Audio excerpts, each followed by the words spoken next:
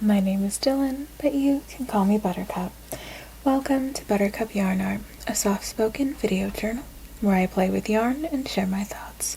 I hope you enjoy this video, and if you'd like to see more, please subscribe.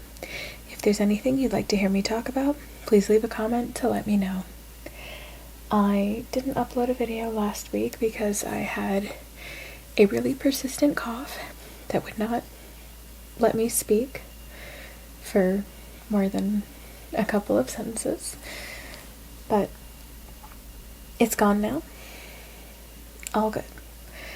I am still working on the Gigi Cardi from Knititude. It is a bit more substantial than the last time you saw it. I am really enjoying how the stripes are working up. It is really colorful while simultaneously all being purple. And I think that's really fun as I search for my other needle.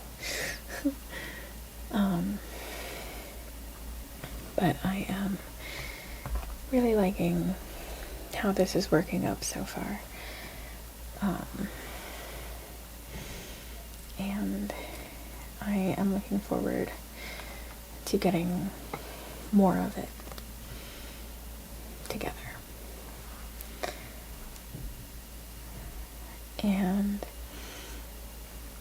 I have made it through clue 3 of the Quiet Bay Mystery Knit Along, and I actually want to spend today's video talking about the knit along. I've talked before about why I like mystery knit alongs and what I'm looking forward to about this one. And now that it's started and there's, some experience with this mystery knit along's clues, I want to talk about it. Talk about how it's going and how it compares to my last mystery knit along, things like that. So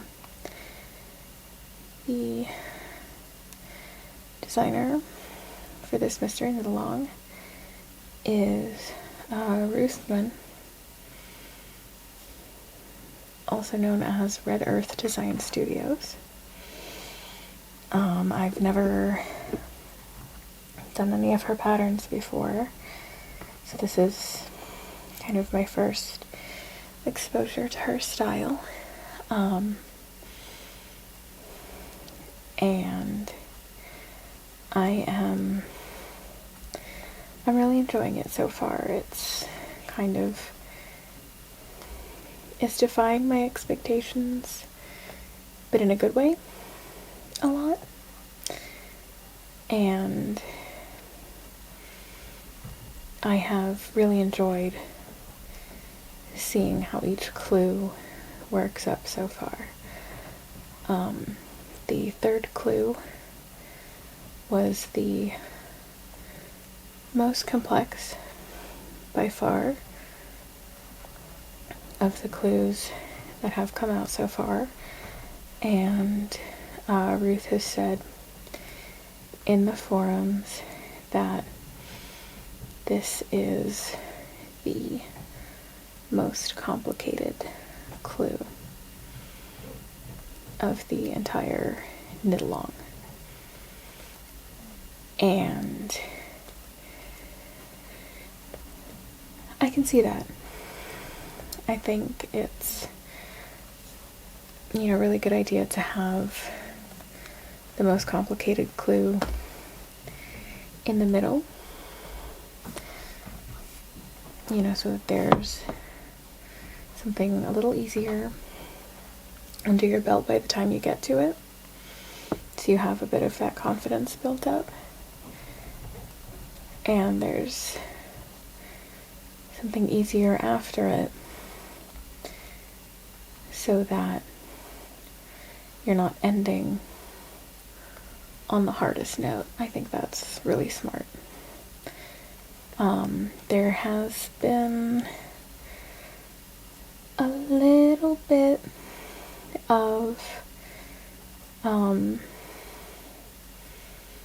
aversion in the forums to it. I think that is entirely because it is more complex than the previous clues, and it's natural for people to get a little upset when things are different than they expected or more difficult than they expected. But it's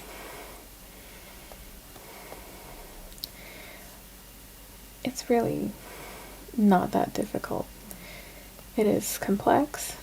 You have to focus when you're working on this part of the pattern, but it's not difficult, in my opinion. And that's coming from someone who has a lot of trouble focusing. So that should carry some weight. But this clue, in my opinion, is not difficult at all. You have to focus on the instructions and keep track of what you're doing really closely. But that's the hardest part, honestly. And it's so worth it.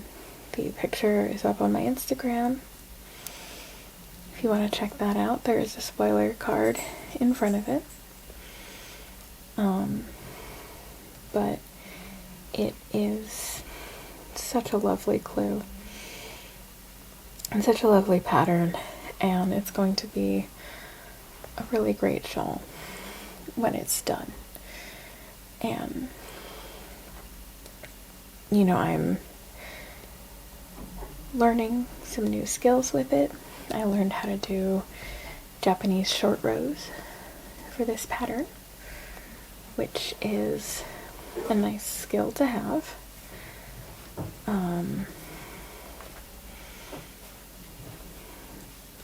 I learned how they work. I learned how bottom-up shawls with short row shaping work. I had never knit one before, and it's not really a construction I would gravitate towards. But now I understand how they work, and I think that's really cool. And I have done some improvisation. It's one of the sections to get it to come out a certain way, which is always a little bit scary when you don't know what the full thing is supposed to look like. But Ruth is in the forums a lot, and I feel really confident about the improvisation that I did. I'm confident it'll work out.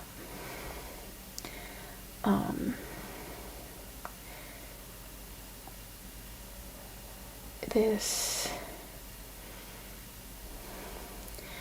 is going to be a piece that I'm really proud of, I think, in the end.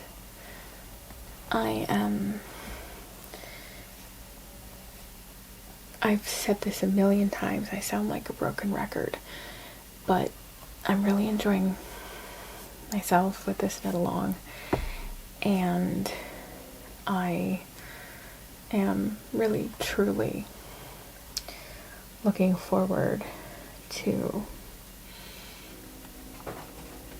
getting the whole thing finished and seeing the full piece, because I just know that it's going to be gorgeous. And I am really enjoying seeing people coming together to discuss how they've found the clues, and, you know, when they're having trouble answering each other's questions, coming together for support. It's really, really lovely when people aren't getting upset that this clue is hard and all that, but yeah, that was pretty minimal, and as far as I can tell, the response is pretty positive on the whole. The humans are designed by evolution for the negative to stick out. So I think it sticks out a bit more in my brain than it really was in reality.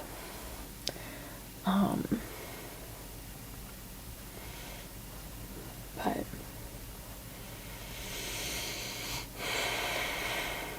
I've been having a really good time, and I'm going to continue having a really good time. Since I've started my new job and had a lot less time for knitting, the clues have been going slower than I would have wanted them to, but I knew that was going to happen, so it's not a surprise.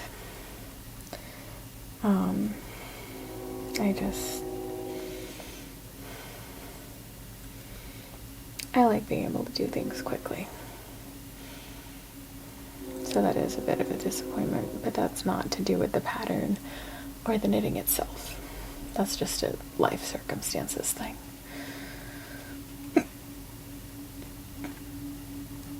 So, yeah. I'm having a good time. I'm going to continue having a good time. And if you check the caption of my post about Clue 3 on Instagram, I put in an idea for a color combination for anyone who might want to cast on Quiet Beige Shawl in the future.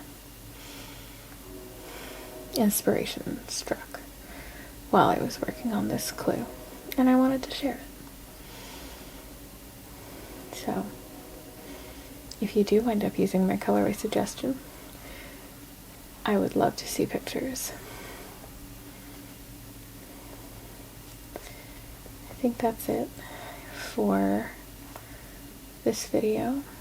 I know they've been pretty short lately, but last time that was because I was at the beginning of that horrible cough, and this time I only have one thing that I want to talk about, and I'm sounding like a broken record talking about it. So, thank you very much for watching. I hope you enjoyed this video, and I hope you have a wonderful day. Thank you.